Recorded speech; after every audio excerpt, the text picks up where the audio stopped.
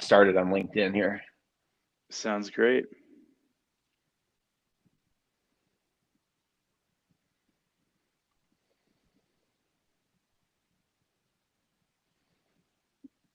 Okay.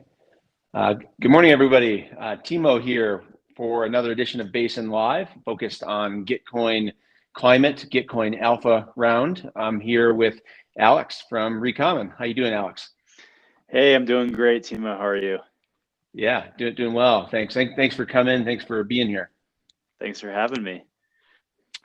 Yeah, so just for those watching, this is live on YouTube and live on LinkedIn as well. If people have questions, comments, whatnot, you can go to basin.live and enter them in the chat, or you can do it over on YouTube and LinkedIn as well. But Alex, why don't you give everyone a quick rundown of what Recommon is? Previously, it was Regen CLT, Community Land Trust. I've had the pleasure of working with you and Charlie and your team over the last year. You're here in Colorado, and I'm super excited for what you're doing and how we're going to work together at Basin here in the future. So awesome. Go ahead. Happy to. Thanks for having me on today. So yeah, at Recommon, we are essentially building an operating system for regenerative community land tenure.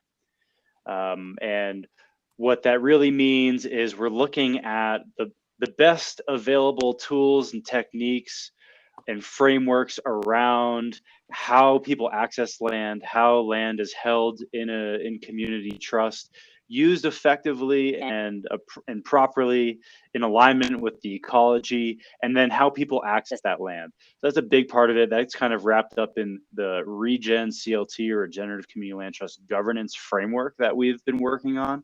And then the other big component is with just how do you fund a land? Because it really doesn't matter how sexy your governance framework is or how enthusiastic your community is. If you're short $1.2 million to acquire that piece of farmland or community land, that's a big hurdle to overcome. So we've also been working to develop a solution for that we are calling the Commons Credit. And ultimately, all of this boils down to just really helping to really focus on the land projects, right? Land-based projects. So there's so many things that emerge on that land, whether it's an eco credit, kind of natural asset type of project, or housing or farming. But what the meeting point between all of those is the land itself and how that land is governed. And that's what we're focusing on at Recommon. Cool. Well, there's so much to unpack there, Alex. I think one thing I'd like to address up front is just a lot of times people think like, oh, the commons, right, or the land that's in trust means anyone can use it, and I don't have my private space. My, especially in the U.S., private property is such a big deal. You explained it well to me a long time ago. How you see the land trust working with housing and retail and schools and agriculture. So maybe cover that for a minute. Definitely. So that because a lot of people, when they hear of trust, they think of typically more of a conservation land trust, which is held by a private trust, and maybe people can access it, but it's typically like open space, or it's very different than the community land trust. Is a model that has the land itself, whether it's the land underneath a house or farmland, held in a community organization that is really a membership-based organization. So anybody in that area, whatever that region is defined as, can be a member of this trust. And then the way that a community land trust functions is it typically administers the right to use that land via leaseholds. And so the idea is that, say there's a piece of property that is a mix of housing and open space and farmland. The open space could be still held by this community organization and accessible to anyone. But then the housing leaseholds and the farmland leaseholds are issued to individuals that apply for them. And that's more it's close property in the sense that that individual has the rights to use and be on that land, and it's not just totally open public space, but the land itself is still held by that community organization. And that's a big difference model of land rights, which is, like you said, very private ownership. This is my land. Nobody else is allowed on it unless I say so. And I can go on with it. But in this model, there are certain fundamental ecological practices and purposes for that land that fit into the greater picture that is held and stewarded by that community. So I think the biggest distinction I'm hearing up front is the view we have in the U.S. around conservation land trust versus community land trust, and a community governed trust of the use of the land. And the land itself is not separate and not exclusive. The use in certain areas can be exclusive to the user, right, or the exactly. beneficiary. But the land itself is I think a distinction might be to, like, how long do you view the land trust, right, or if you talk about leaseholds, right? Are we talking 100 years, 40 years in perpetuity? I'm just kind of setting that up for what, how you see the trust holding that. Yeah. Totally. And another point of clarity is that there can be conservation efforts in a community land trust type of structure and in the governance forward. It's just not restricted to that. And so typically the way it is structured is that the trust, the entity on the ground that is holding title to that land, is designed to be a perpetual stewardship entity. So really the goal is that that organization exists long after any of us and can carry on the role of being the steward of that land. And then different people can access it, take the leasehold, move on. Someone else can come into the leasehold and use that land. And typically those are administered as 99-year renewable leaseholds. And this is important because it's not a short-term, 1-2 year lease. This is the type of thing where you can have the sense of security, where you can build your business, you can start your farming practice, you can build your home, pass it down to your children through this renewable leasehold. As you're not violating the fundamental terms of the trust itself, which are designed to protect the environment and to protect the well-being of the community's interest as well. Cool. Well, I think, one thing that, we've talked a lot about with, in working Recommon and Basin is separating the price or the cost of the land. Like, you set up around $1.2 million or $1.5 million of how do you actually finance that. If we can set these structures up right, we can lower the cost for regenerative practices on the land. So maybe that'd be a good lead into the commons credit and what you're thinking there. Yeah, totally. Different strings attached to what you just said. For one, part of the goal, like, say this is implemented, all is what we're working towards. What one of the results will be is that the cost of living is brought down significantly. And so we're living in very interesting times. The cost of living is increasing pretty rapidly and is already pricing many people out of any life that doesn't involve hustling to make ends meet. And a huge part of that is typically the cost of the land, whether for a business, for a house, or something like that. But really, when an individual accesses land through a lease, through this type of governance model, they're not buying the land. And so this is a fundamental change to the economics of any home or enterprise where, for a farmer, for instance, so many farmers, especially the young farmers that are trying to get into the industry today, or people that are trying to switch into regenerative practices, have the burden of big loans to pay back to other investors. And when there's that debt pressure, it really forces people more into like squeezing every dollar out of the land or out of that enterprise, which tends to lead to more extractive behaviors. And same thing, even just for building a home, the cost of building a home, especially if you're okay with a modest home, is significant, but it's a lot less significant than if you have to buy an entire property along with it. And so creating these new ways for people to access that land it fundamentally changes the capacity for people to stay on that land without being indebted forever. But connecting to how to even fund and get that land in the first place, we've been working on this concept that we're calling the commons credit. And this emerged from over a year of speaking with different communities on the ground that were well organized, well intended, but kept running into this issue of funding. Like I was saying before, a lot of the capital that's available may not be very aligned, where, giving money to put land into a community trust that's supposed to steward it perpetually is not necessarily in line with their investor goals or the ROI expectations. And then on the spectrum from, for-profit investors is the world of philanthropy.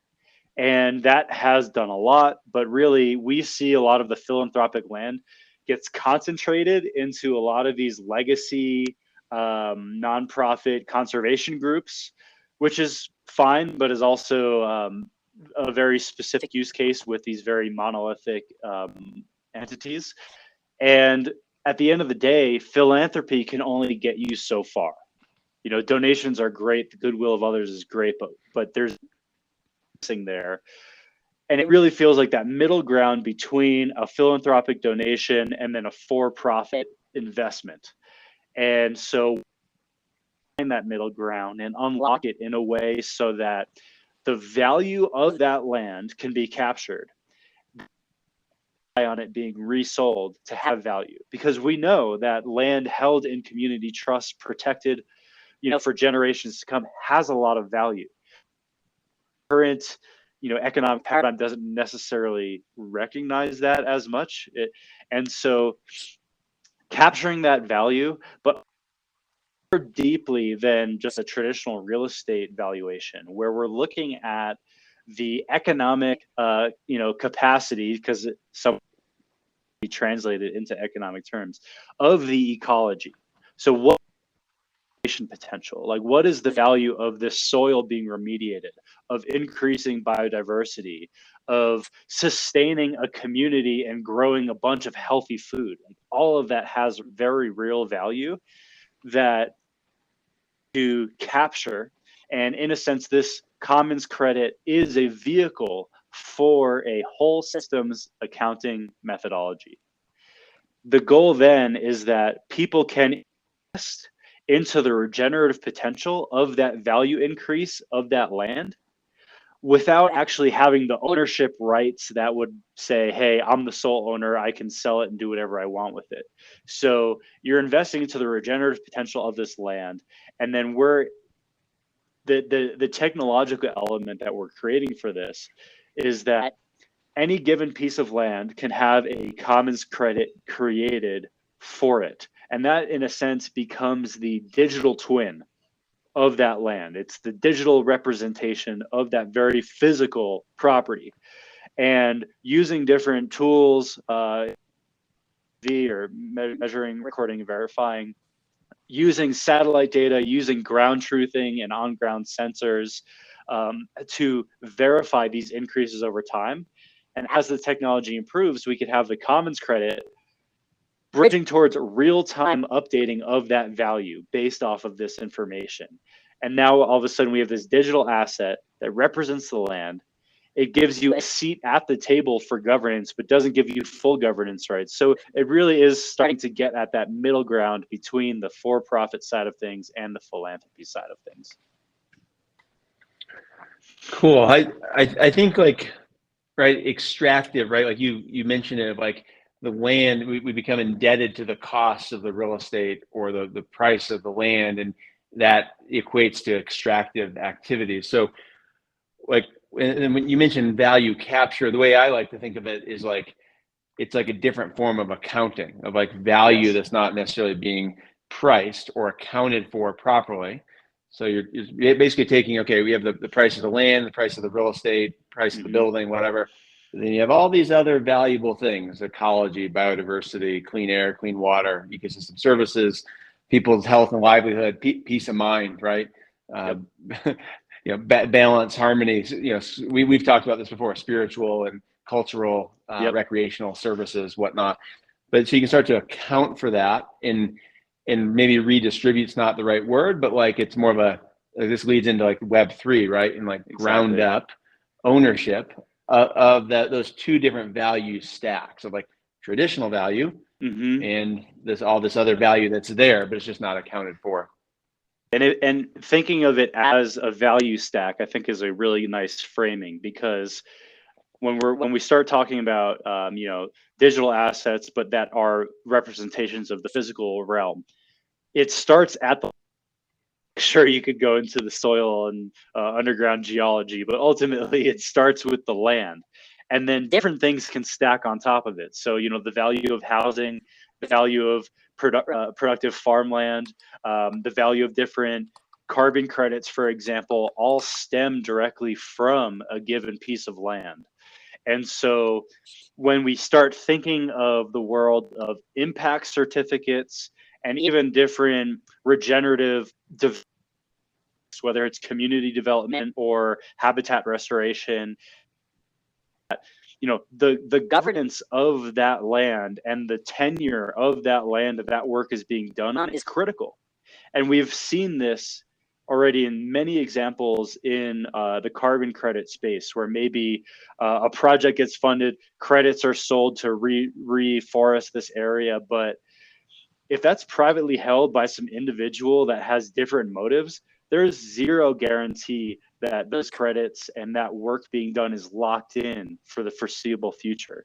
So to be doing this work and to be doing regenerative development on a foundation of land that is held in a perpetual stewardship entity is really critical for the health and duration of these projects.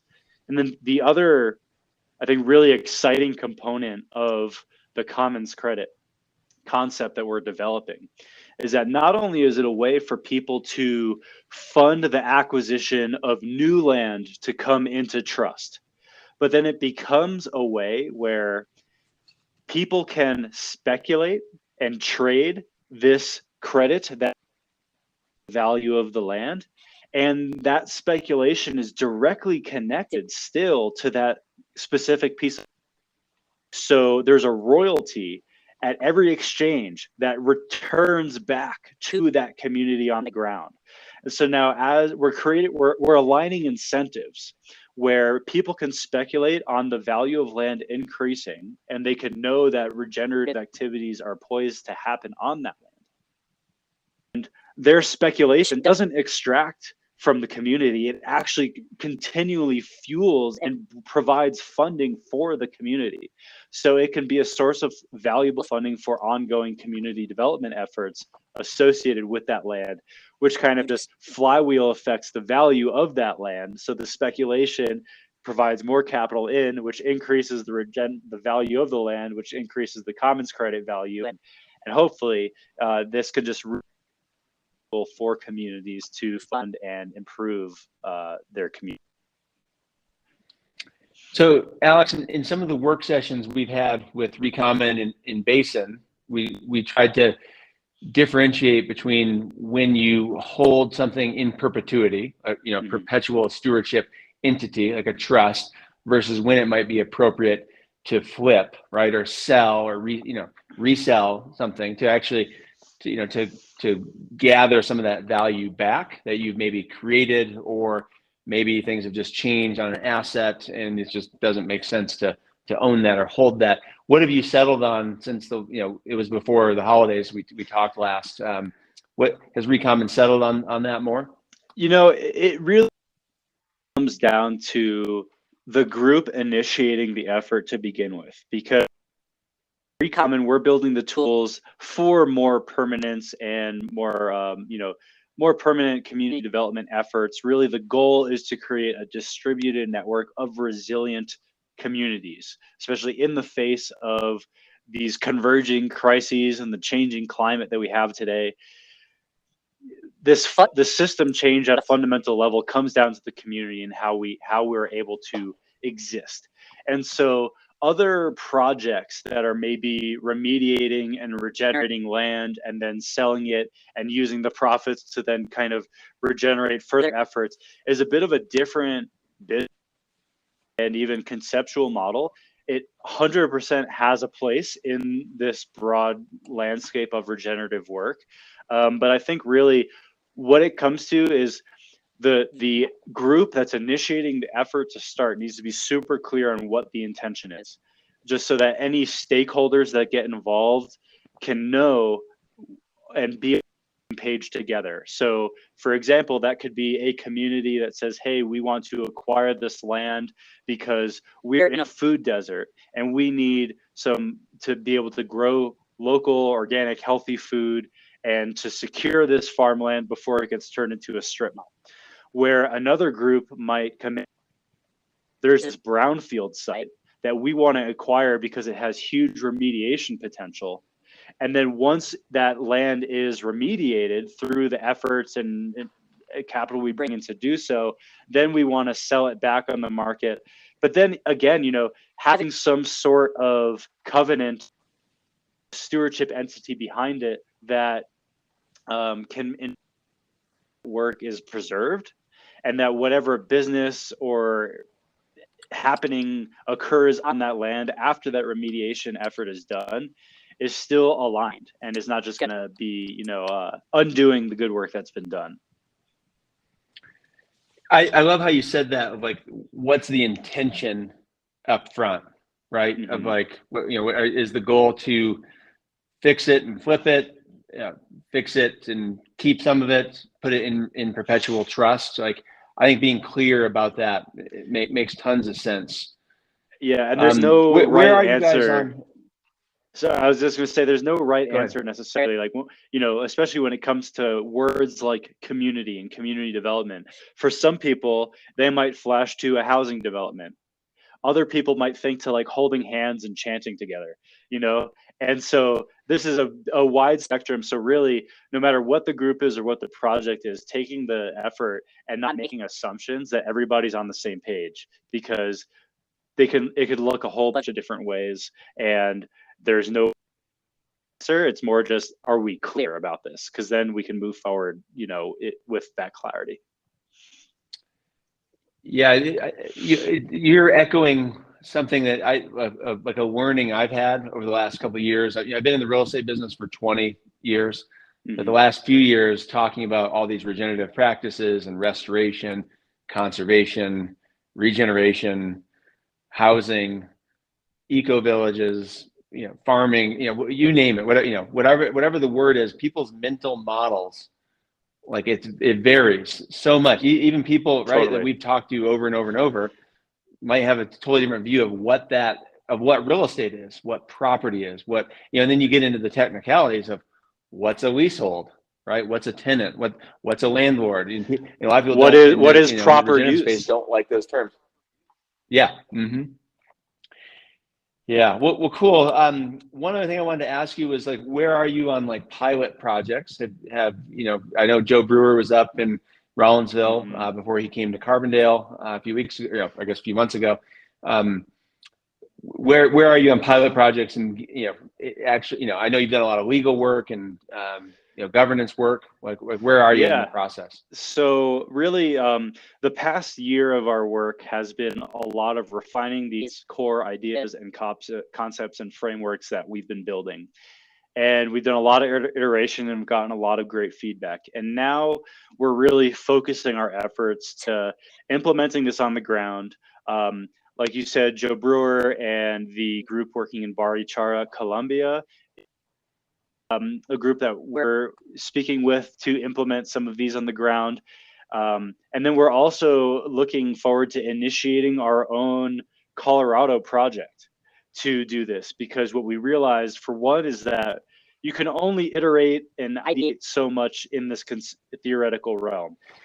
Especially when this stuff comes down to, these are land-based tools that we're talking about. So continuing to iterate and modify and, learn from doing things on the ground is a vital next step we need to take. And really, myself and the other co-founders, because we want to live this.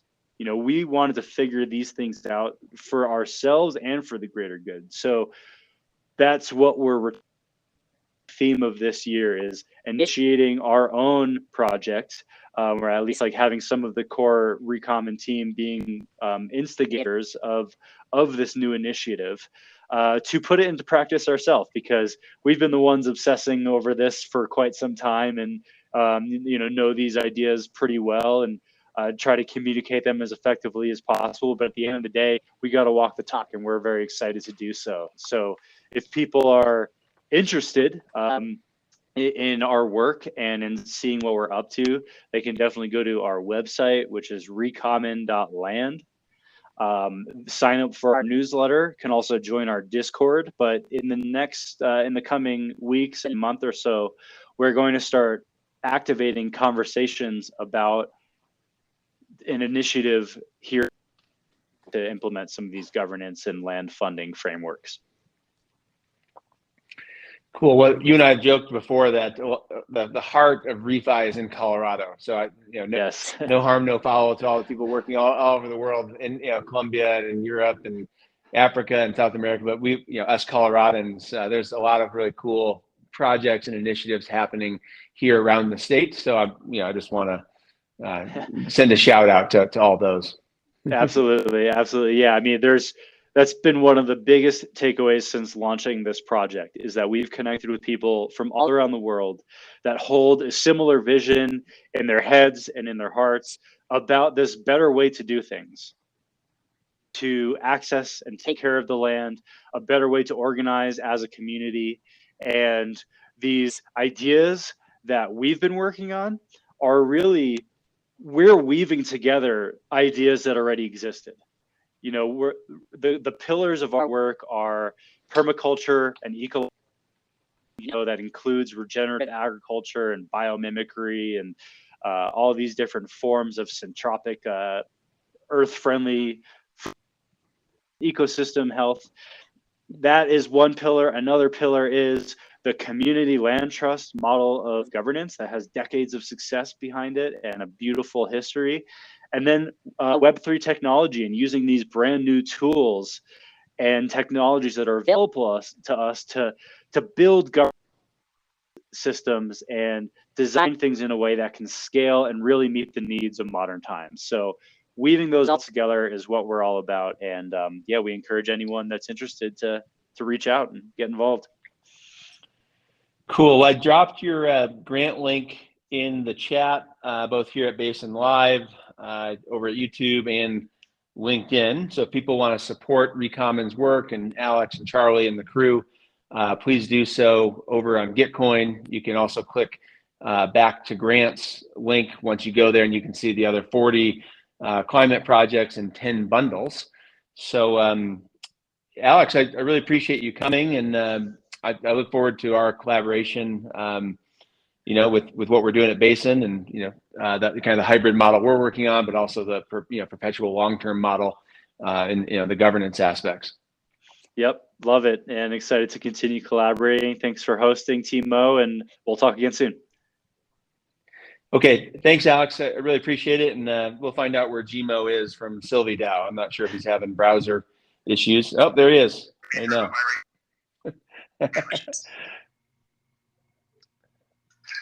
All right, Gmo, how you doing?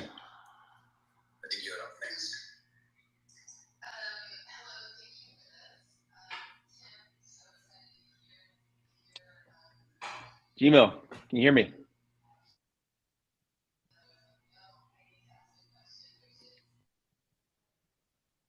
Gmo, can you hear me? I can hear you well now. How you doing? Hi, how are you? I'm having trouble with my headphones, just trying everything, but it wasn't working. Good to be here. Yeah, no problem. Let me see if I can turn off the feedback there. Oh, echo cancellation.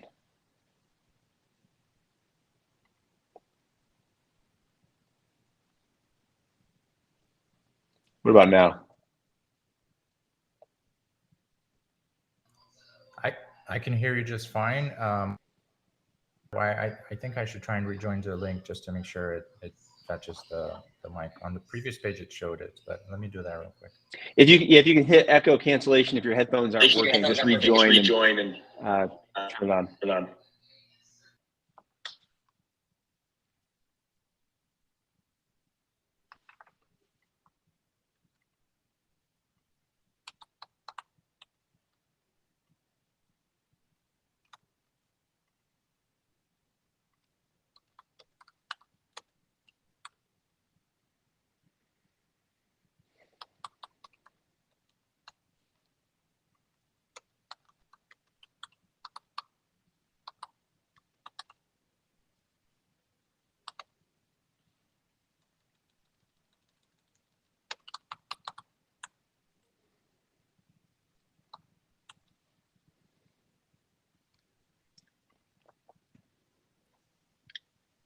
Hey, is that better? Yeah, I can hear you well now. Oh, perfect. Awesome. Yeah, sorry about that. No problem. Well, just while we're transitioning here, welcome. We're doing a live streaming. This is over on YouTube and over on LinkedIn as well. People can drop comments and questions on both those sites or here at basin.live using the Riverside studio. But this is an edition of the Gitcoin Climate Solutions Round here, and we're featuring a bunch of different climate projects. And Sylvie Protocol and GMO are one of the individual 40 projects. So welcome. Thanks for stopping by. Yeah, no, thank you so much for listening to some of the other projects and the Git rounds as is with all other grant rounds. It's just enough there so that our own projects would really understand.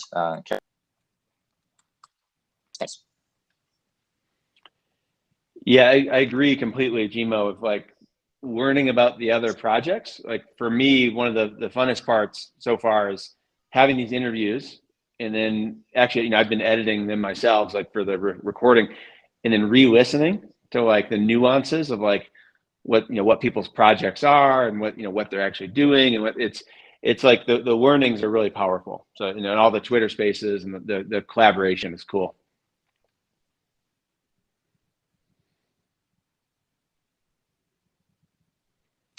So GMO and I had the opportunity to work together in the ReFi DAO real world asset circles.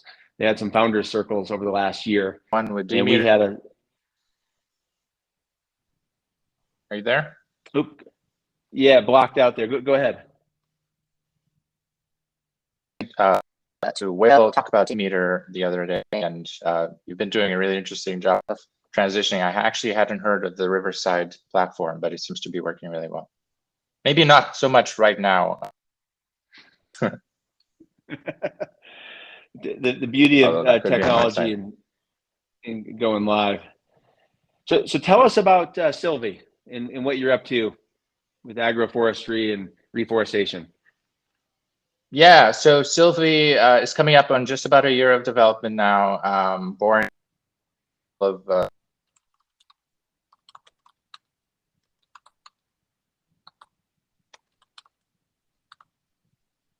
be where we are today without Gitcoin. Gitcoin has allowed us to develop, but most importantly, to drive impact directly in Kenya. So Sylvie recently published its first Medium article where we really expand on our theory of change and kind of make it a lot more public facing. So far, it's been behind the scenes as a member of Demeter or within founder circles at ReFi DAO or accelerators like Cello Camp.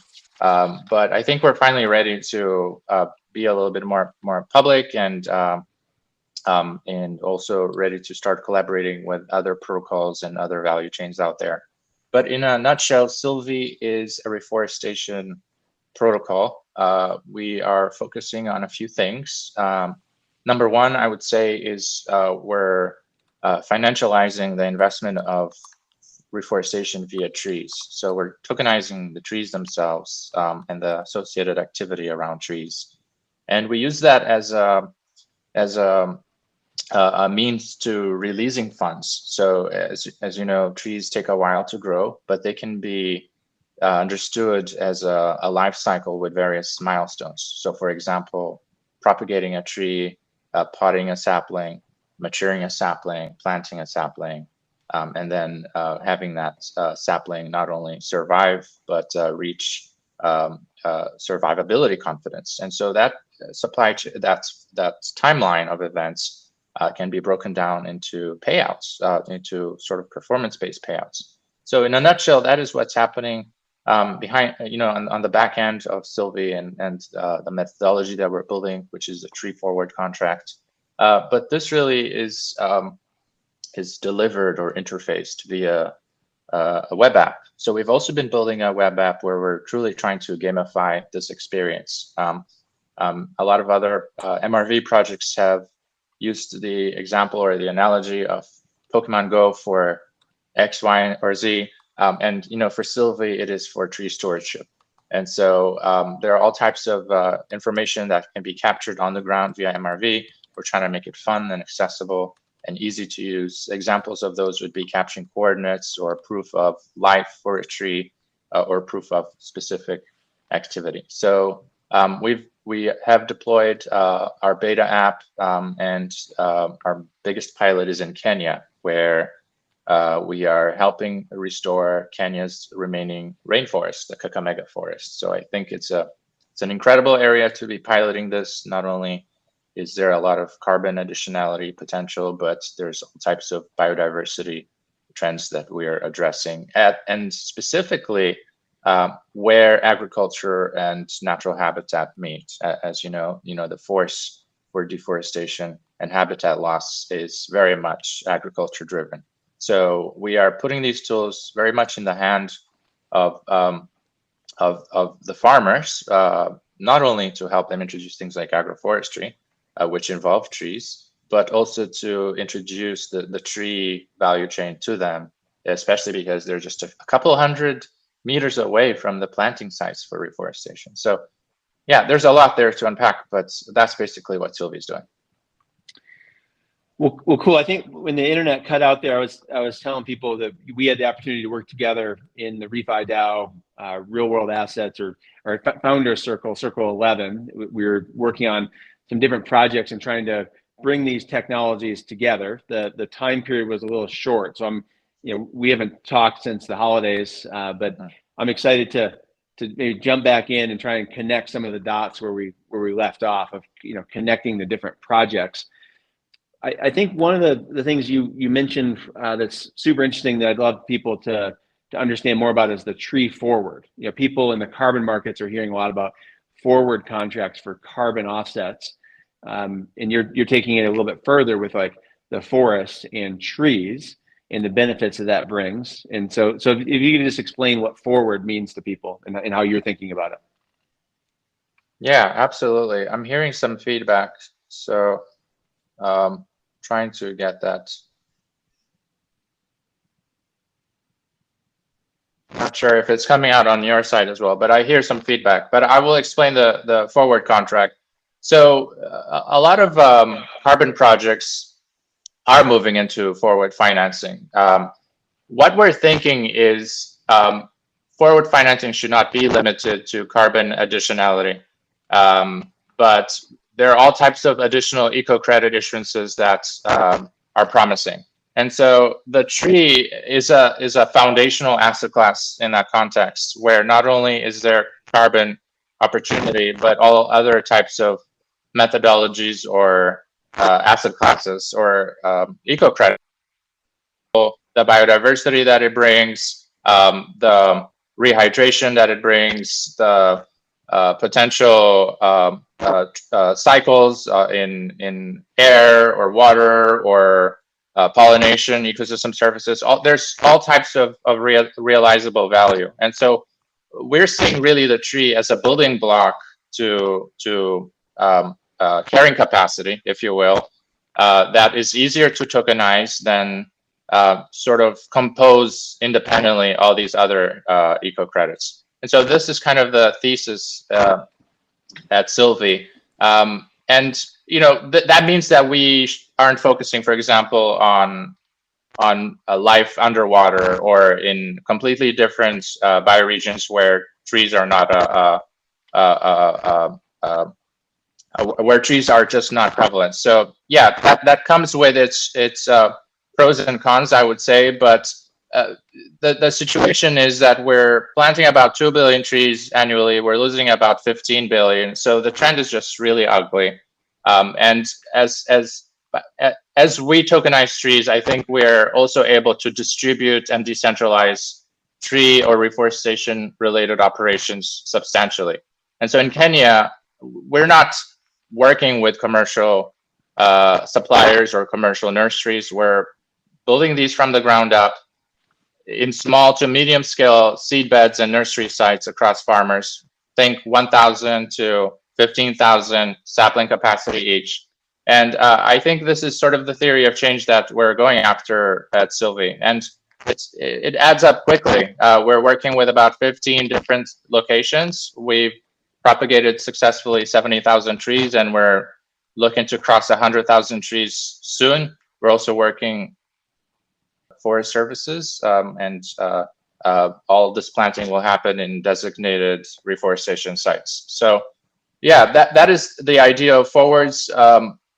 And happening in a Web3 native environment just means that interoperability with other protocols is a lot easier, and the programmability of via smart contracts just makes a lot of sense as well. Cool. And when you talk about the gamification, what are the different incentives you're working on? And is that in your mobile app or the web app or both?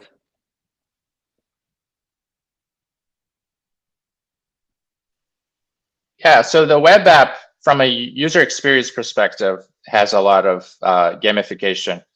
But I would summarize gamification in the following way. So on one end, Web 2 has been very successful with social media-like mechanics, where community plays an incredible role. Things like being able to follow, to see others' activities, to be notified of people's activities, having feeds, etc. I think that is one important pillar of gamification, one that really leverages network effects.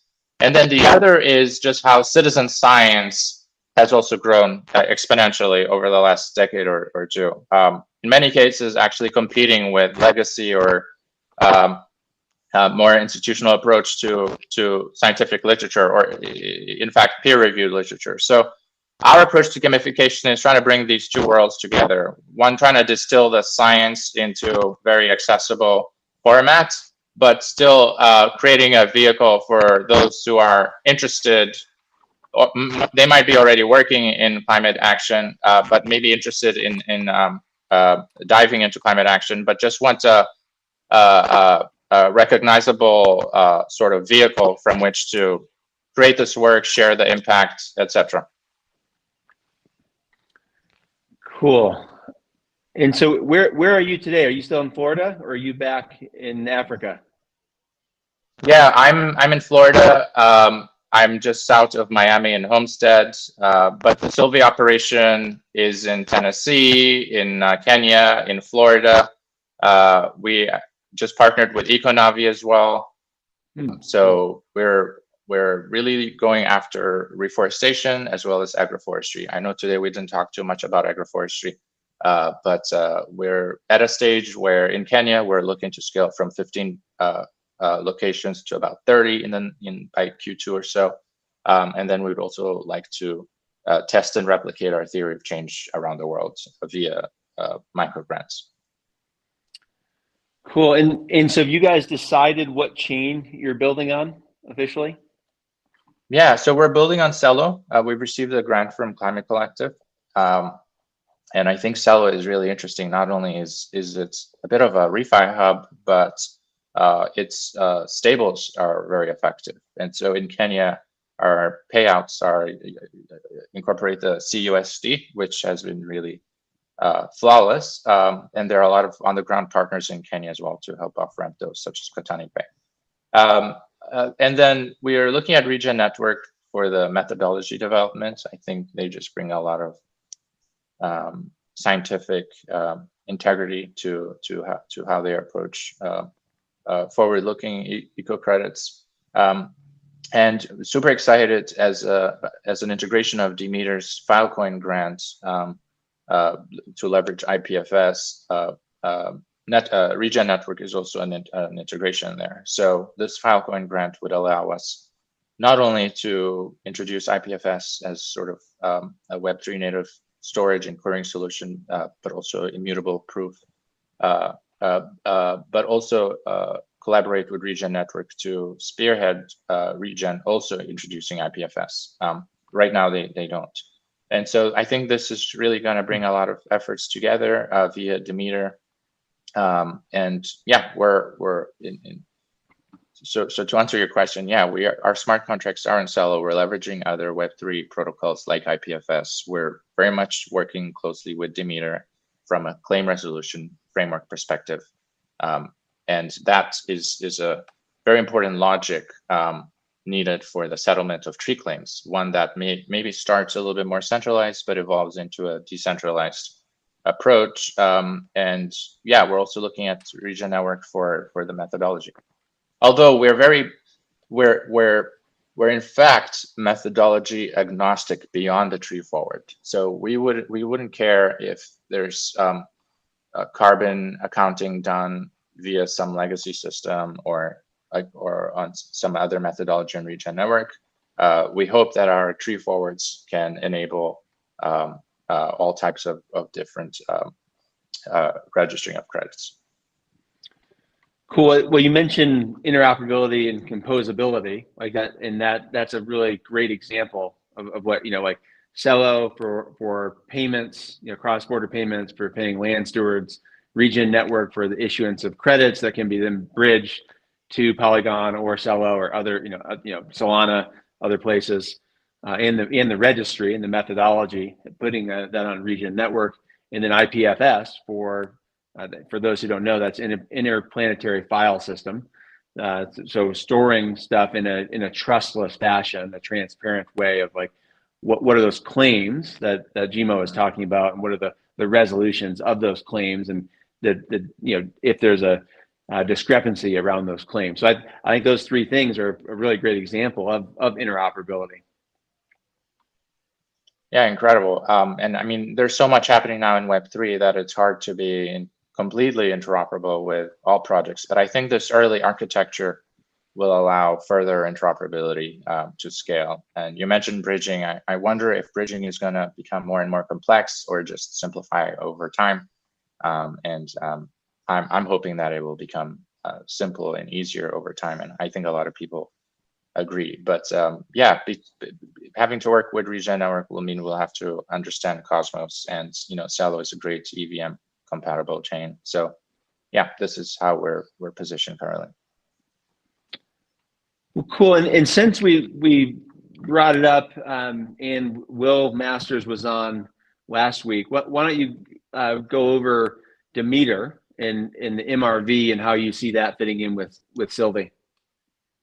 Yeah, absolutely. So I'm super excited about Demeter. It's been just an incredible journey, very DAO-like, very decentralized and emergent. But we have a few key areas of focus. One is the idea of being able to stack and stack protocols together. And so this is very much where that interoperability and composability comes into play. But Tim and I have been leading a Filecoin grant, originally an application, which we got notified in December that we would get it. And then we've since amended that grant to introduce Regen Network. And I think this will be the heart of MRV. And it functions via a data NFT, a metadata NFT, and an algorithmic NFT. And so the data NFT is effectively the storage and the hash and strings of associated data. The claim NFT, or can also be understood as a metadata NFT, is where all those claims exist. So, for example, for Sylvie, if you plant a tree and you take a photo of that tree, and maybe there's automatic information captured, like the steward's information or coordinates, but then maybe there's some field form data also input via comments or species or whatever. All of that can be brought on chain as a claim. And then for the tree forward logic, that can be run algorithmically. And so that's where the logic will evolve. We're starting off with God mode, and then we're moving into a sort of a committee of reviewers or verifiers. And then in the long run, we really want to build this into a fully decentralized approach to claim settlement. But this entire process can happen not just for trees, but for other types of impact or MRV solutions. And so Sylvie is an integration there in that grant, as mentioned. So is Regen Network, Ecolabs, and the Impact app with Sev is also another one. And we're hoping that this will be not only a great original feature by Demeter, one that can be demoed in the pilots that we're working with, but that it also becomes a little bit of an open door for other protocols to build on. And yeah, that's kind of like what Demeter is doing. Demeter would also not be here without Gitcoin funding. Not only has it raised by itself, but the founding team has also contributed via sort of the core protocol grants such as Sylvie and others, and we've all contributed. So yeah, it's a decentralized treasury, and there's all types of engineering and governance and science stuff happening. Cool. Well, I love Demeter for a lot of reasons, around MRV and other credit types above and beyond carbon, like you mentioned, like biodiversity or natural capital or pollination, and what's the MRV, the measurement, reporting, verification around that, but also just the different groups involved in Demeter. And you mentioned decentralization, like I think Basin, I think we actually have a Demeter founding member token. We haven't voted or anything, but like the organization, that's what's cool about these organizations or these DAOs, is they keep going with whoever has the energy, the time, and the skills to push it forward. It's not just reliant on Gmo at Sylvie, right, and Timo at Basin to keep, like Tim and Will and Sev, or there's other people. If I miss someone, let me know. But like TR, I think, is involved. But like there's a bunch of groups, right, that have another grant in Gitcoin, and to progressively move this forward, which is cool. Absolutely. Yeah, there's all types of folks we're talking to. We're going to move much more into an interview sprint, really trying to understand where there might be a sort of product or solution fit for the greater MRV space, and also fine-tuning our Filecoin grant and tools to be able to showcase that. So yeah, very excited for 2023 with Demeter. Well, cool. So we posted your grant link here in the chat on all three, on YouTube, LinkedIn, and Riverside. Also posted Demeter's grant link. If people can support these 40 different individual climate projects, there's 10 bundles as well, so there's 50 projects. It's not about the amount of money that's given to each project, it's about the number of donors. So if we're going to give $50, give $1 to each project. It's live on Ethereum mainnet right now through next Tuesday. So we have another week left of the Gitcoin Alpha round here. Yeah, Gmo mentioned the Climate Collective. The Climate Collective has actually helped me bring this show and the podcast and the RWA report I've been doing for ReFi forward. So just a big shout out to the Climate Collective and and the work they're doing over there. But anything else you want to share, Gmo, about the app or your projects, or just where people can find you and get involved? Sure. I mean, if you're working reforestation, we'd love to chat with you. If you're a smallholder farmer, you have land, you've planted trees, or maybe you haven't done any of those things, but you're interested in them. We're at a critical stage with Sylvie where we're very much looking to partner and collaborate, even if it's at a small scale. And then, yes, I wanted to also shout out Climate Collective and the Cello community. They have been refi champions, and yeah, I can't thank them enough. Well, cool. Well, thanks for taking time out of your busy schedule. Thank you, Timo. To come by, and like I said, let's hook back up on Circle 11. It kind of got pushed by the wayside there at the end of the year. So let's no pun intended, circle back on it. I know, right? Let's do that. Take care. Cheers. Bye. Okay, sounds good. Thank you. So we're going to give Burke a few minutes to join from Earthist, decentralizing hemp seeds, and take just a short break while we're doing that.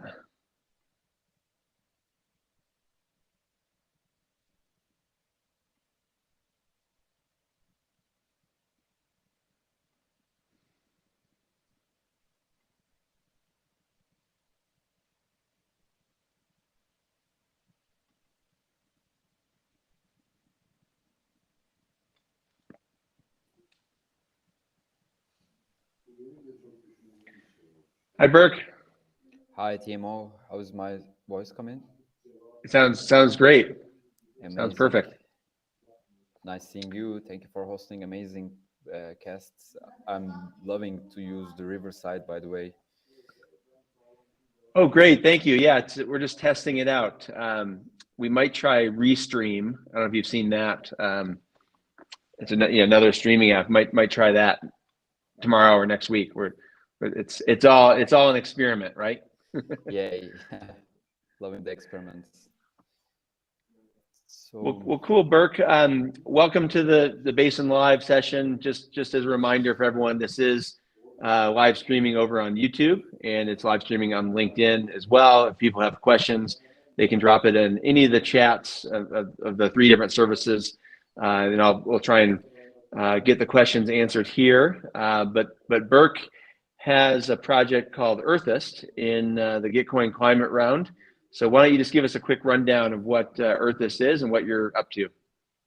amazing. We are actually a community of ecological stewards. We are dedicated ourselves to regenerating the earth. That's how the earth's name came up.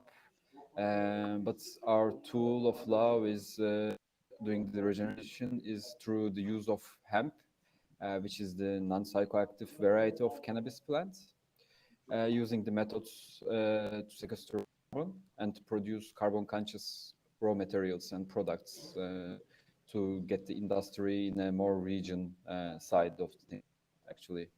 But our journey with the Gitcoin has started with the seeds, actually, so I can explain it further. I'm just going to drop your link here in the chat. Are you in Turkey today, or where are you today? Yeah, I'm actually in Istanbul. Let me show you a quick. We are actually gathering now for younger generation. Let's see. We got this store.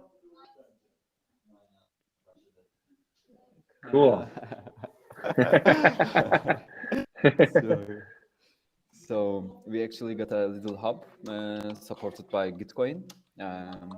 This is amazing now because we will be able to process some seeds with our new dehull seed machine.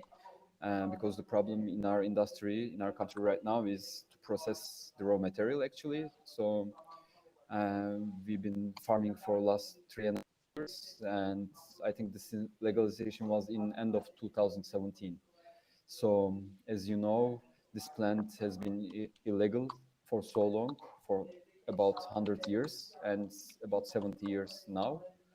And it's a plant that has been used for 10,000 years, and it's an amazing plants and making it illegal, and now getting every country to get things, legalize it, but we have a big gap of knowledge, both practical and theoretical. So with the technology, we want this to happen again, basically. So that's how our journey started with the seeds, to find the heirloom seeds. Back then, we go village to village, actually. And since this is a cannabis, which the name is unfortunate, sorry for the background noise, by the way. So our aim is to get those seeds, and thanks with collaborating with amazing projects. One is Digital Gaia. Hi to them also. DMRV Network, Bloom Network, Coffee Carbon Collective. Those are really amazing projects and helping us a lot with the process. So the idea for that is to get augmented collective intelligence and get the information detailed on the seeds, depending on their purpose of use, if it's going to be for fire or for its herd or flower, leaves or seeds, because it all changes the practice. And those seeds are acting different on for different climate and different soil types. So our exploration is on that side, actually, to get this information on chain and make it available for others to use. I don't want to curse anything, but basically the Plant Patent Act has been disturbing the food security around the world badly, and unfortunately governments are doing those. But the seed sovereignty is really essential for biodiversity and food security. And so we are actually not fighting, but working on that side, I would say. And is it true that hemp was kind of outlawed or banned by certain industries? Like I don't know if it was the tobacco industry, or there was, like you mentioned, hemp has been used for thousands of years, but it kind of disappeared and then had a stigma around it, and it's just in the last 20 years maybe has resurfaced. Actually connected to many dots. Like basically, if you go to Google and search for it, you will come up with a couple names that are working with the fossil fuels, that has some trees that is worked for papers back then, newspapers back then. But it's a different structure. Like when we follow the timeline, I think it starts with Flexner report back in 90s, which actually cancels out the phytotherapy, agrohomeopathy, naturopathy, like a medicinal work, but turned that into a more like a funded by industry companies, basically. So it's one point was the Flexer report, which puts the health system in one structure. And the other was 1930s, I think, the US Plant Patent Act, which allowed the nature to be patented, to make it under intellectual.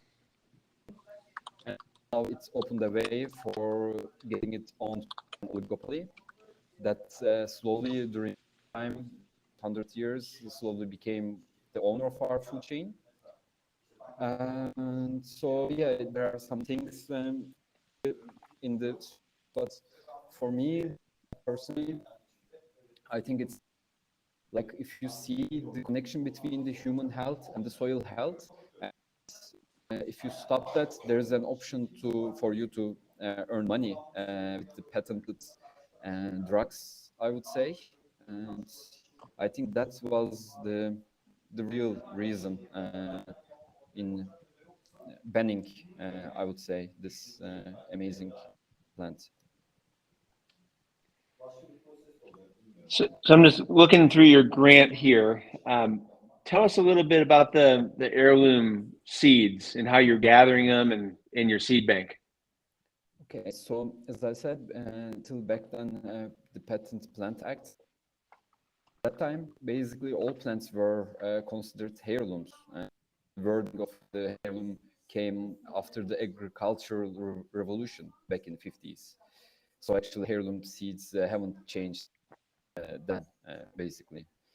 And basically they are always open pollinated and will produce the plants that are roughly identical to their parents. And I would say no heirloom is patented because they were basically not man-made and they belong to people, to nature.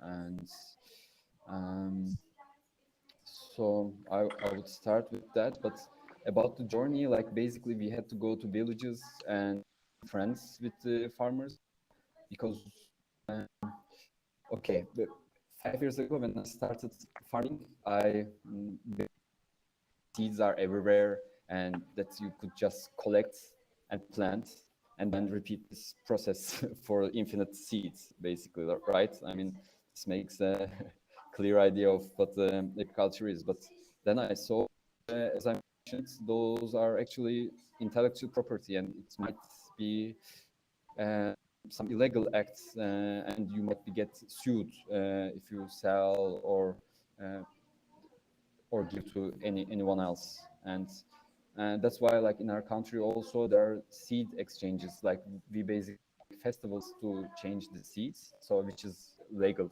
if you don't sell them. So that's how we actually improve our ecosystem by just exchanging the seeds. But for this specific cannabis seeds, I basically had to go to villages and search for the villages that at 70s, where was it planted most? And I visited those from north to south to east to west, and basically we become friends with the farmers and convince them to just to give the seeds, to share their seeds. So our journey is just trying out with those seeds, so to see which seed is best for which soil type and good for which climate and for which purpose actually. We didn't have the online. We just used pen and paper so far. But getting on Web3 family with the new region family, we are this data online and hopefully to get it on a chain that is distributed and decentralized. So we are really, really excited on things going on. And this, I think, will speed up our process so far. It's hard, like like maybe 50 harvests ahead of time for plants, but new technology, it will save us from a lot of actually, and to make it a more purpose-driven action. So yeah, if this answered. It does. I mean, this sounds cheesy, right? But like Patagonia has reintroduced hemp into a lot of their clothes, and instead of like the Carhartt fabric, you know, the thick cotton fabric, Patagonia, right, is making a lot of their work clothes out of hemp, and so that's it's not necessarily mainstream, but it's becoming more accepted or more mainstream. You know, I was just looking here. You know, you say 96 different hemp-based products. Could you give a rundown of? You mentioned health, cosmetics, textile, paper, construction. So just give us a rundown of what the uses are. Yeah, give me 1 sec. I will maybe show a.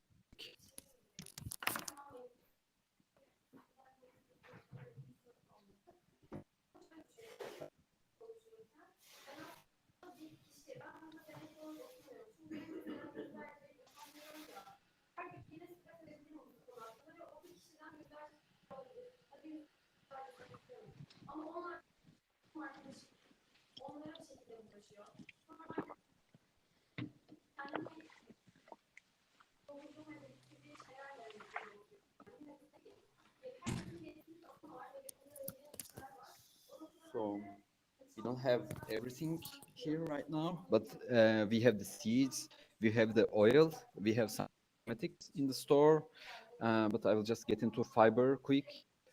This is all handmade, dog chew toy. We have amazing Oh, cool. carpets. We just made those to try out, but now we use as our seat beds because we all sit mostly on plastics, and it's microbial, antimicrobial. So we make like little items with those. We tried out a yoga mat actually. I'm trying to do the yoga with the hemp in the plastics.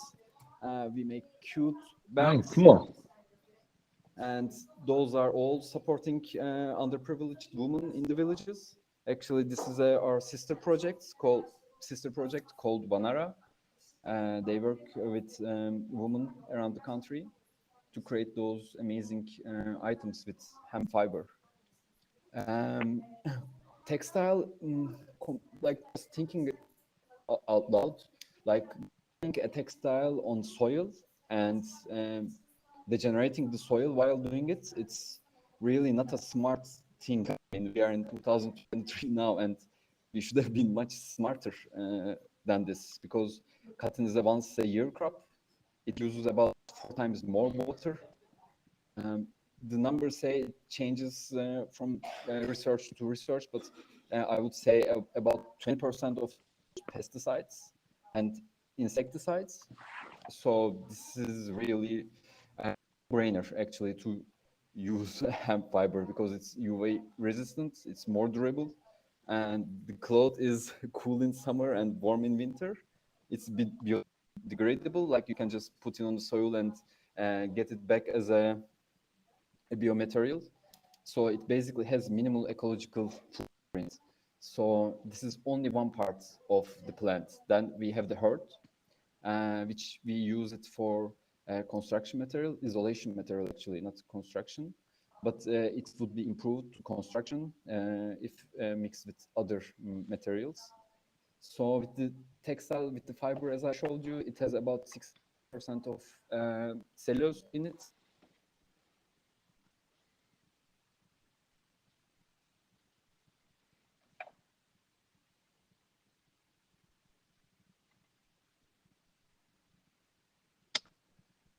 Oop, I lost, Burke, I lost your audio there.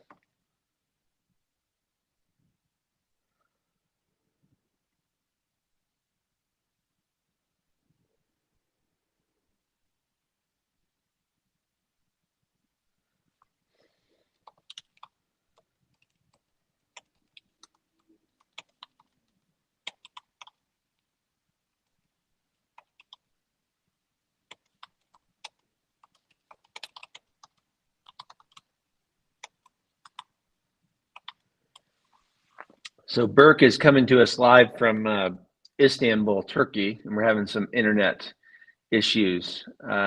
Burke, if you can, my system's telling me to have you refresh and re-enter the studio. If you can hear me, I dropped it in the chat as well.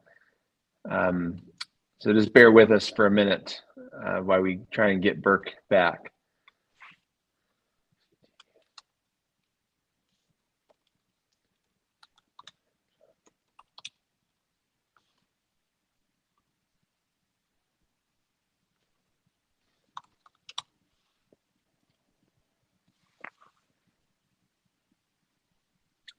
So, I'm coming to you live from Carbondale, Colorado. It's 11:15 a.m. in the morning, and it's 9:15 p.m.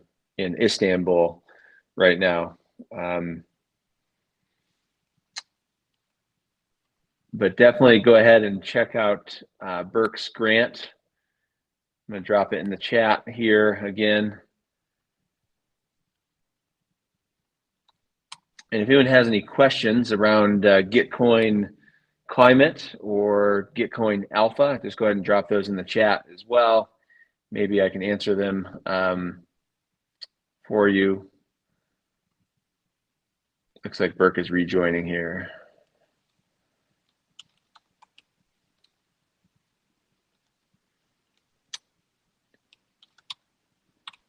And Burke, now it's telling me to have you close your other tabs that have Riverside open.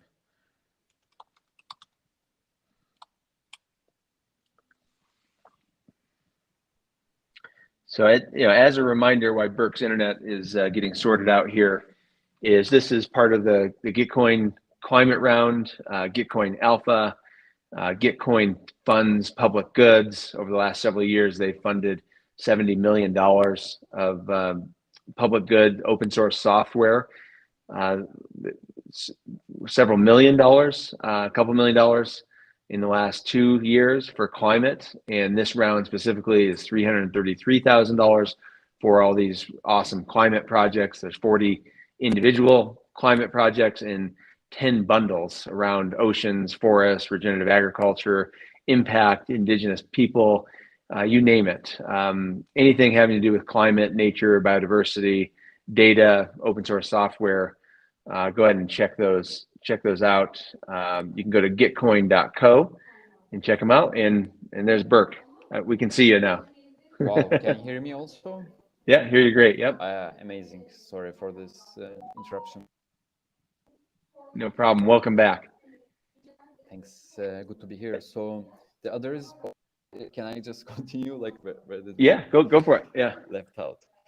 So just going through with the items that so far on our R&D. Basically, we start with the seeds, which makes it oil, health oil, and cosmetics. For health, it goes as the nature's most perfectly balanced oil because of its great amino acids and about up to 70 vitamins and minerals, which has the perfect balance of omega-3 and omega-6, which is great for child brain development and so far afterwards for our general health. Which basically, to give a quick information, you have to get the omegas in the right ratio, both omega-3 and omega-6, which is 4 to 1 or 3 to 1, which has the perfect balance in our oil. And after you cold press the seeds, you get a flour which has a great amount of proteins, up to 33%, which legally doesn't make it a protein powder, but it makes it a highly protein powder. And we used it for our cosmetics series, which we created a couple brands under LLC, which is also operated under our decentralized autonomous organization, to make it our business sustainable. Actually, like we don't, those grants are helping us to make us work further, which made us on a journey to find the seeds or open this store, because like only farming is enough, but we have to process it and we have to show the market how valuable this is, and people need to touch and see it. So this place will be for this and to organize some regenerative events basically. And for cosmetics level, as it's called, comedogenic, which is from 0 to 5 scale, which 5 means those natural oils might clog your spores, which cause acne or any other skin trouble. So to give an example, the coconut oil is around 4 comedogenic level, and olive oil is 2. And guess what is hemp? It is 0. So it is also great for skin. I'm not going to get into leaves and flowers. This is a controversial topic, actually, and it is not biologically differentiated for fertilization, but to preview, it's more like political. So I know you are in the United States. So for United States, if the plant, it could be the same plant, is the psychoactive ingredient, which is THC, is under 0.3%, this means it is hemp. And if it's over 0.3, it is called marijuana, but a different purpose. And this is changed from country to country, from governments to governments, and from time to time, unfortunately. What else?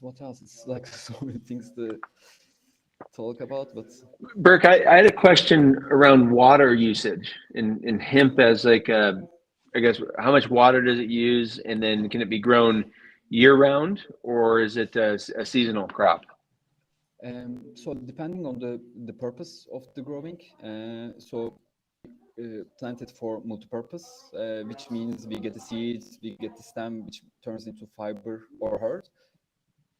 Say you go for the fiber only, which shortens the harvest earlier, so you can harvest before the plant flowers, which makes it and for like you can use it for 3 times a year.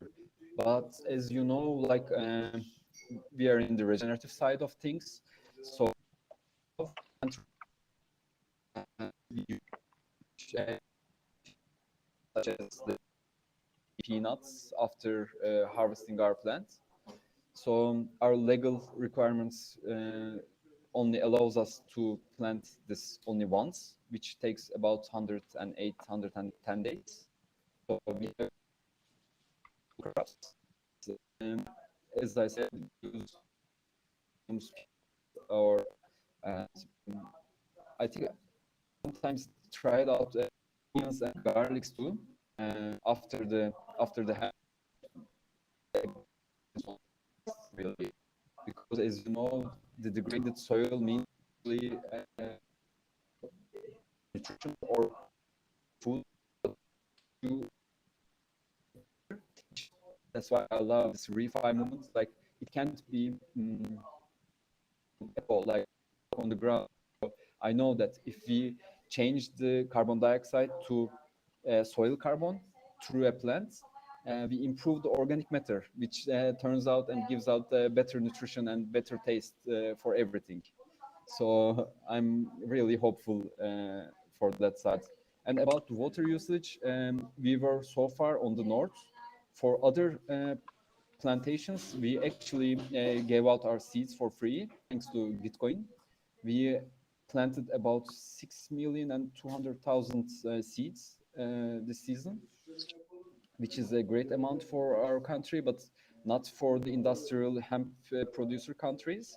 But this is also, as I said, only we are in the fourth year, and it's a developing country, and unfortunately, agriculture is not one of the priorities of our government yet. So it all comes into NGOs and the private enterprises. But we recently, actually a week ago, founded our first industrial hemp association. With I think I collected about 100 business industry leaders in the country. So hopefully we will improve our R&D for better.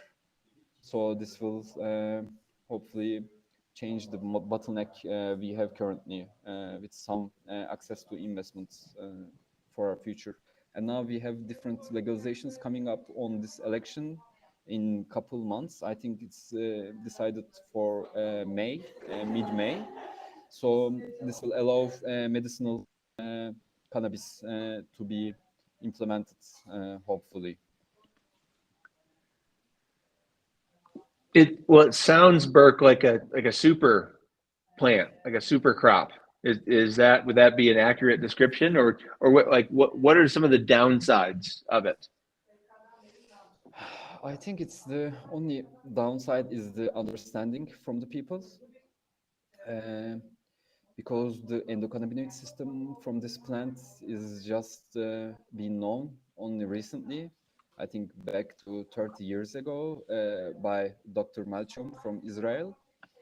And I think the THC, which is only one of the 140 cannabinoids in the plant, is psychoactive. So this really creates a controversy. Like, I mean, we make bread from seeds, from the seed floor. And once I get it to my mom, and she just makes fun of me. Oh, are we gonna get high? You know, no, no. This is seed. This is industrial hemp. You know.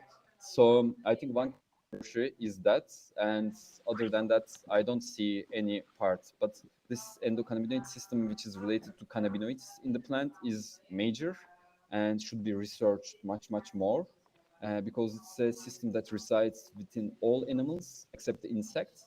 It's actually a 600 million year old messenger and receptor system, integral to homeostasis, which is management of balance inside our bodies. So from embryonic development to immunosurveillance, there's really not a single function in the body that somehow influenced or modulated by endocannabinoid system. So it just functions across all the physiologic processes and organs, basically. And this plant is full of cannabinoids, which the name endocannabinoid system comes from there. Endo means produced within in Latin, which we actually create those cannabinoids, which actually a different name. I mean, THC is equal to anandamide, which comes from Sanskrit word to feel bliss. So far, we know that the endorphin system, endorphin glands are helping us with the high, like after gym, after running, we feel a high. And the newer research shows us the endocannabinoid system is the responsible of that. And not only the plant, but sleeping well, eating good food, no stress, yoga, meditation, or artwork. Those all help the endocannabinoid system to function well. But it would be also nice to get support from plants, actually, because we are just so out of balance as humanity lately. I think late 100 years. Well, Burke, I mean, I've had the pleasure over the last year of being on Twitter Spaces with you, so it's good to see you face to face, and your facts are amazing. You know, the specifications and the details. You know your product well, so kudos. Much appreciated, TMO, for everything you do with the basin. I'm big fan, follower on YouTube. I looked like the first time that the app launched, and it was really like, I mean, about it, but it's actually something that I see on ground that is almost working good. I think let's get everybody on basin. Well, cool. I mean, that's, you know, one of my favorite things about the refi movement is the global aspect of it, of you know, talking to people all over, and we all care, and we're, you know, everyone's trying to do something positive and good, whether it be locally or globally or both. So it's really cool to connect and be here together. Much appreciated. So I've dropped your Gitcoin grant there in the chat a few times. What's the best way for people to get involved with Earthist, Burke? I think now is Twitter, because our Discord and Telegram channels are mostly the community. So because we have many industries that we try to do something, so it's more action based. So the first thing would be Twitter, so we can direct to wherever, to our Notion page, to our Discord maybe, or get a one-on-one call. And yeah, thanks for the link. By the way, I think we are one of the last over the 50 projects. So, but it's all right. But as you mentioned, I mean, we are losing means other regenerative projects are winning. So that's why I'm saying like losing means winning also. But still, thanks. Well, that's what's weird is I think like it's competitive, right? But it's also, there's niches, right? Like even Basin, right, is a niche. I mean, we're in the middle right now of like the performance, like the, you know, the kind of the, you know, ocean and forestry and regenerative finance, like refi, as you know, those are the big ones. And then but it, you know, one by one, right, building the community and getting people onboarded and you know, aware of your project, I think helps. So I don't think it's necessarily, you know, last or middle or first. It's just niche. Indeed. Right? It's a different use. Yeah. Yay, we have there now. Nice seeing you there now. Hey guys. Hello. Well, good. Burke, thanks for coming. Really appreciate you sharing about Earthist, and we'll see you around on the interwebs. Yes, good luck. Thank you for the hosting us, Thomas. It's amazing pleasure. And Darina, nice seeing you. And great to see Coffee Carbon Collective to change the names. And very looking forward to listen you. Ciao. Cool. See you, Berk. Ciao. Bye. Great. So just as a reminder, before we introduce Darina here, is we are streaming this live on YouTube and on LinkedIn as well. If you have questions, you can drop them in the chat to get questions answered, or you can come over to basin.live and ask questions over there. This is being recorded. We will edit it down a little bit and share it out widely, so don't feel obligated for people to stick around and do it live. We will share it out later. But welcome, Darina. How are you? Very good. Thank you, Thomas. How are you? Doing well, thanks. It's so fun to speak with people. I was just talking to Burke about it all over the world. Where are you calling in from today? I am right now in Sicily, escaping the Berlin winter. Normally, I'm based in Berlin, Germany. Well, cool. And so you're here.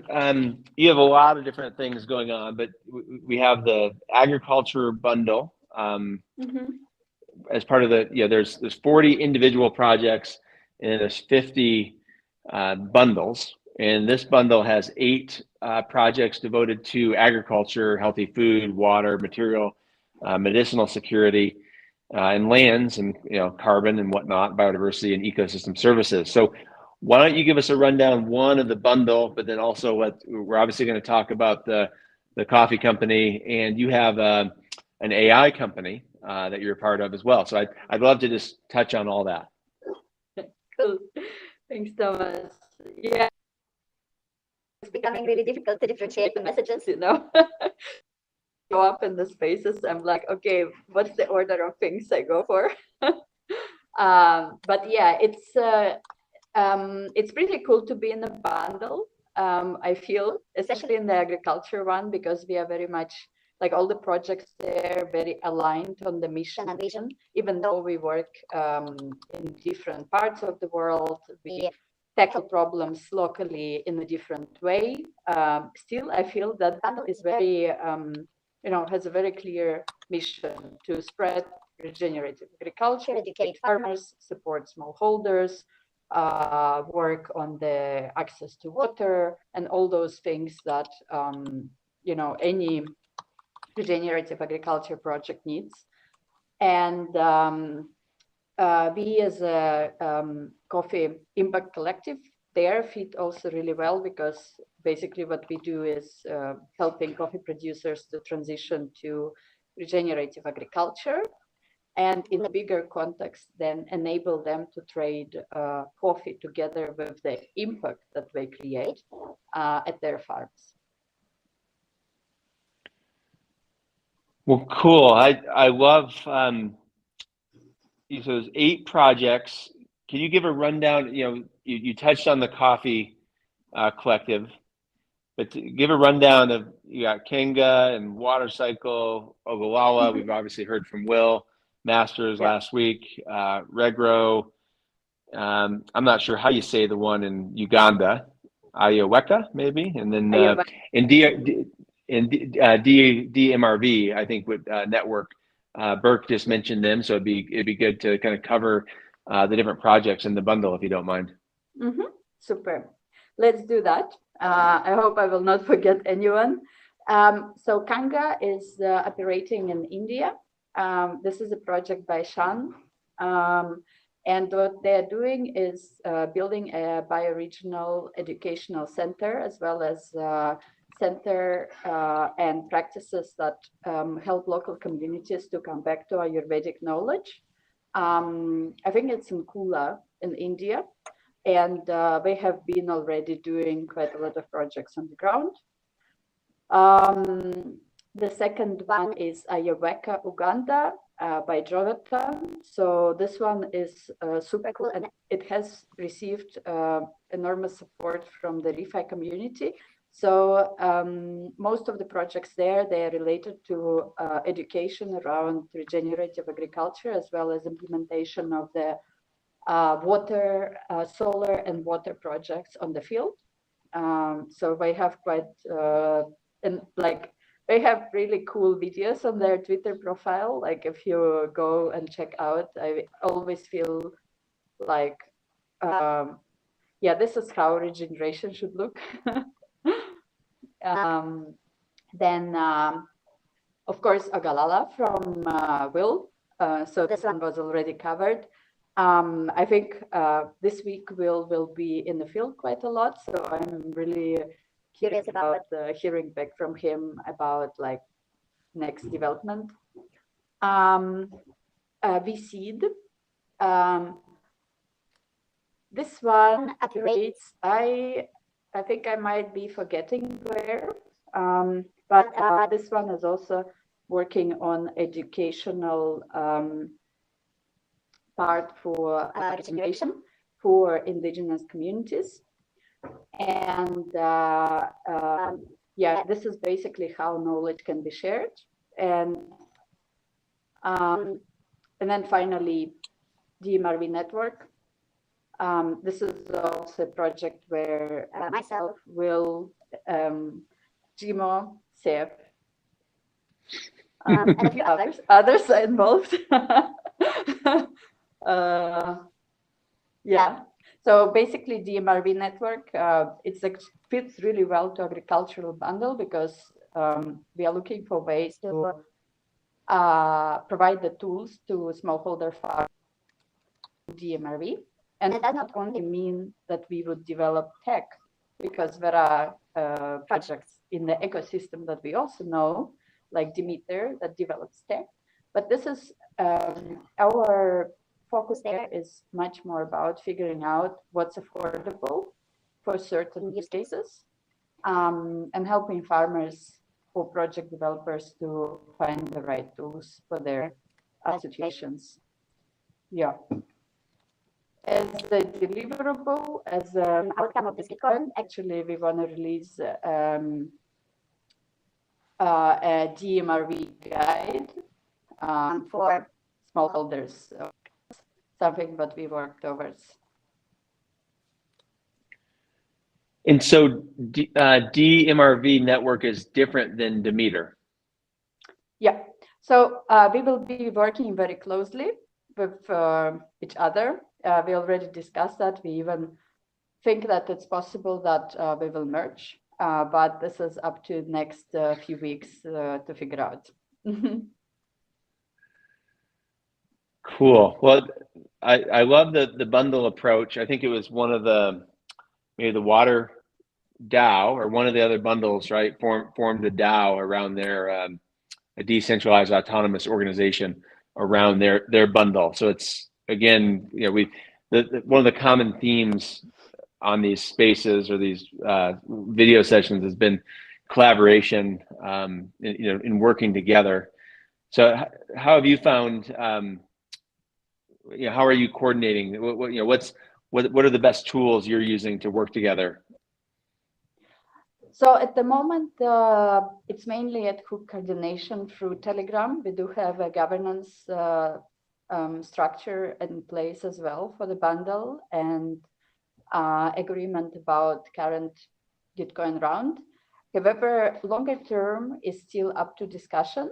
I think it's a lot about finding common ground for collaboration, because all our projects are so spread worldwide that we have to find basically what are the learnings that we can transfer from one to another, and what is that middle layer that can be shared. And so if you're in Sicily right now, do you know Antonio? Yes, and he's right there. For real. He's there. You're in the room with him. Antonio, do you want to say hello? Yeah. Is he wearing a tank top? Yo, Timo, what's up, bro? We're just in here cooking in the kitchen. Actually, check this out. You see, Antonio made dinner. I love that. I love all the food pictures you've been posting, and that's great. Yeah, the world is very small, especially refi world. Yeah, that's awesome. That's cool. So, what have you found most exciting about this Gitcoin round as compared to other ones?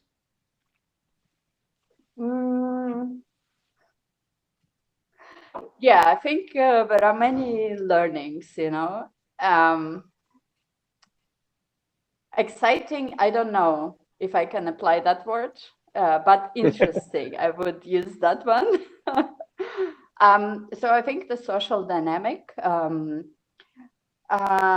is definitely collaboration in the bundles, and there is definitely collaboration between the projects, though I still feel, and yeah, try to be honest here, there is unfortunately the dynamic that we are fighting for the pool that is limited, and we need to, you know, slice that pool or slice that pie, which is limited. So everyone wants to scream a bit louder than others. In a way, I mean, I also get that we are all united by one mission, you know, to make our planet better and do it in all the different ways that we are doing. But how can we not limit this resource? How can we find a way to fund refi projects in a different way where we don't have to compete even you know, with each other? How can we have access to a different type of capital? I guess this is that's what we've been discussing with Antonio, actually. Yeah, no, I agree. It's if we can make the pot bigger, and in a way, competing, if we want to use that word, competing over more resources. So there's more. This one is a alpha round, so there's $333,000 of matching funds available. So yes, it could be viewed as limited, split across 50 projects. I'm not sure why this round, right, couldn't be, or the next rounds with all the different big, as Antonio and I chat on Twitter about, like insurance companies and governments and NGOs and high net worths and corporates. This round, if climate, right, is important, right, or carbon is as important as everyone says it is, there's no reason this round, these rounds shouldn't be 3 million or 5 million or more. And then there'd be less competition in a way, right? Yeah, I don't even want to call it competition, to be honest. Maybe this is really lack of the words, but I would say that it's certain social dynamic, and I guess it's not, I don't know how to yet. I think Gitcoin quadratic funding is an incredible invention, and incredible concept that we all in different ways benefit from and benefit the earth, like it's incredible. But yeah, let's, I guess, not stop on that and see what are the other ways to fund projects, maybe even in a more systematic way. Like you've been also very much involved in the bioregional discussion. So this is the thing that might be, how do we build that common ground locally? And maybe that common ground can also be that funding structure that can exist somewhere. Joe Brewer was on last week, and he was talking about using Gitcoin, right, to fund landscapes. So like, an actual like region or bioregion would be, or an ecoregion or a basin or a watershed would be the grantee, right? Like the river, the watershed itself would be the grantee for whatever kind of projects, whether it be, in basin's case, land restoration, land conservation, or in some of the agricultural projects, regenerative farming, syntrophic forestry, agroforestry, whatever. There's a lot of like beautiful like potential use cases for all this. Mm-hmm. Absolutely. Well, cool. So tell us. I need to get a mug, but I'm a big coffee drinker. So tell me about the Coffee Carbon Company and what you're up to. Mm-hmm. Or it's the collective now. It was the company, I think, but now it's the collective. No, it's collective since the beginning, but it was Coffee Carbon Collective, and now it's Coffee Impact Collective because it's not about carbon only. Okay. Yeah, so that's where the name changed. Coffee Impact Collective. Exactly. Okay. Because I realized that, and sometimes, I feel when the name was created, I was not yet fully aware of all the complexity, So I feel impact is, whatever. We all know impact is much more than just counting carbon. So now the name is very much reflecting that. But I think I need to give a bit of background story, also touching a bit on my Web2 company. So I got into coffee around, I don't know, 3-4. That was a professional coincidence. Coffee traders and learned about their processes, what they do, and what's the most important process that they actually have to complete in order to be good traders is analyze quality of coffee. So I learned that, and at the same time I was very much coffee, I don't know, fan, or that specialty coffee curious. That personal passion led me into coffee industry. Very much like with all those big traders, coffee industry is it's a new colonialization we have right now, economical, and unfortunately, if we want to really help smallholder farmers, we have to change the trade. It. So Agrivero, that machine learning company that is a solution to decentralized quality control. Decentralized quality control, you're able to trade your goods on the open market. You don't need anyone to tell you how much your goods cost. What's the price of those, what's the quality, and where they fit. And Agrivero is absolutely that missing piece that right now those big traders do for smallholder farmers. I mean, the supply chain is much more complex than just 3 parties. To be honest, on a regular basis, there are maybe 10 parties involved in one coffee supply chain. But overall, farmers always depend on someone else to tell them what the price of their coffee is.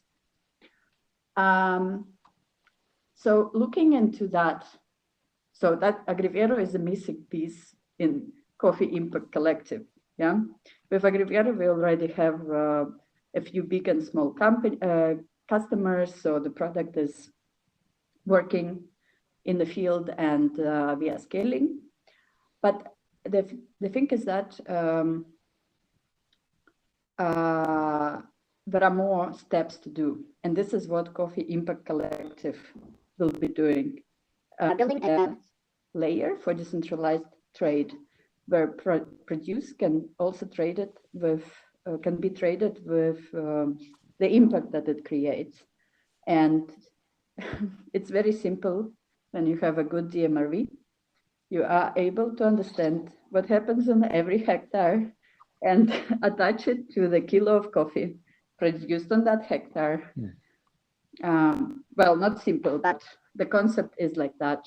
When you drink your cup, you are able to see how many trees, were associated with that cup or a pack of coffee that you bought, how many, plants and animals were preserved, and how much water was saved and properly treated. Well, that's a great example, Darina, of like one reason I've been wanting to do these spaces instead of just on Twitter, right, in the echo chamber of refi and Web3, but connecting it to YouTube and LinkedIn as well, of like, hey, look, like these are real world use cases of blockchain, of Web3, of crypto. And you mentioned, Ag Rivero is a Web2 company, but you're going to apply it to the Coffee Impact Collective. Like, to me, like this is like real world, right? Use case, agriculture, farming, people on the ground, MRV or DMRV, however you want to talk about it, right? Like, so it's kudos to you and all. That's like you say refi is a small community, but like it all overlaps, right? It's ecosystems, right? Are interconnected and overlap. So, and there's resource sharing in ecosystems in nature, right? And Antonio and I rap about that as well, like biomimicry and mimicking the trophic pyramid and the 10% rule and like how ecosystems work in nature. And I think it was Jonathan Lagarde in Interspecies Money, one of the first in his intro, right, to the paper, talks about that we are basically humans are getting signals from nature and acting more like nature. And I can't help but think that like this movement, right, these like collaborations and these symbiotic relationships are just like an evolution of nature. Like it might be hubris, right, to think that, but like I can't help but think it. Mm-hmm.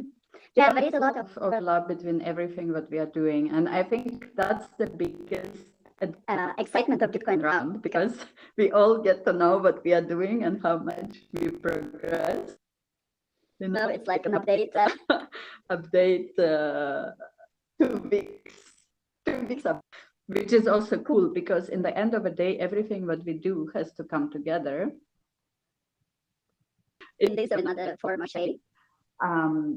Though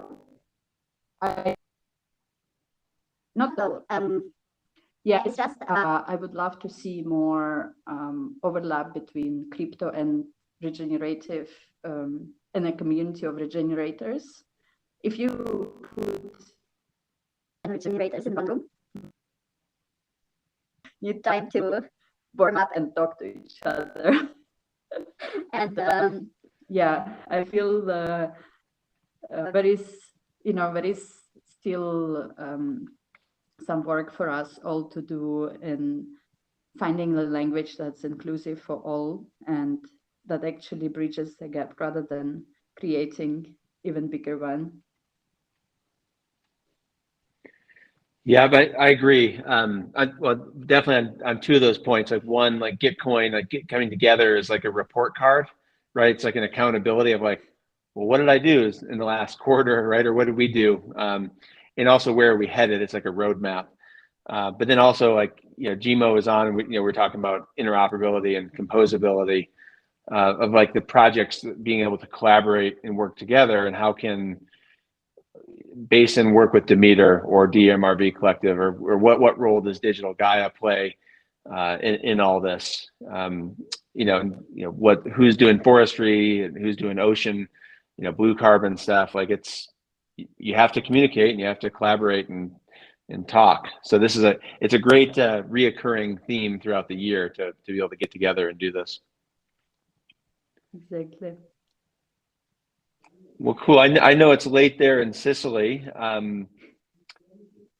I shared your grant, the bundle, the agriculture bundle there in the chat notes for everybody, but it's 8 different projects that Darina went over.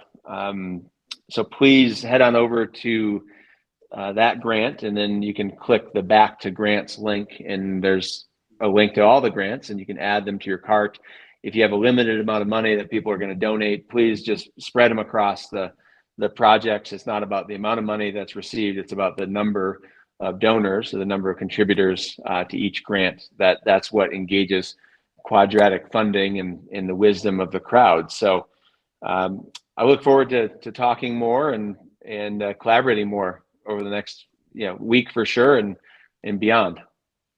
Me too, Thomas. It was great to have a chat today, and it's yeah, I'm super excited about what's coming in ReFi this year, and I think we will see a lot of progress.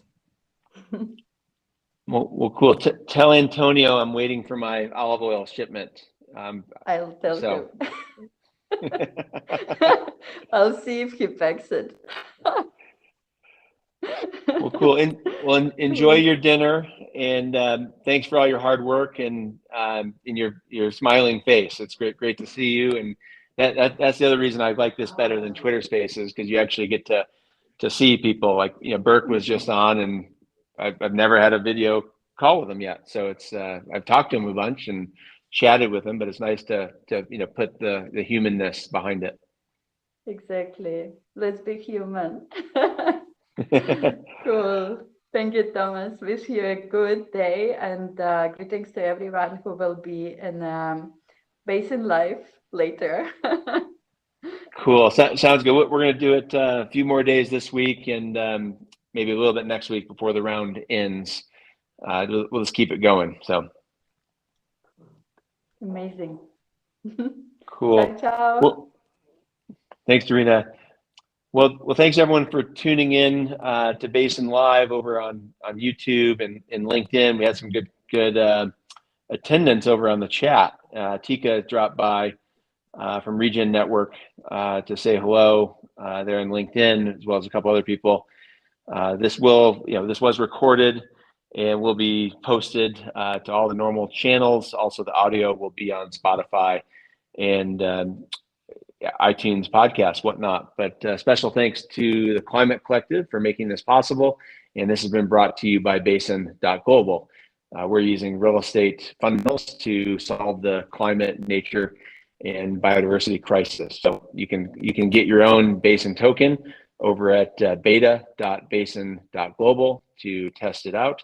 And please make sure to support all these awesome grants over in the Gitcoin Climate Round. And you can go to gitcoin.co. But we'll see you tomorrow for another round. I think we have 6 different calls tomorrow. And then we're going to do ReFi DAO on Friday for a ReFi Friday event. So thanks, everybody. And as we say in ReFi, LFG.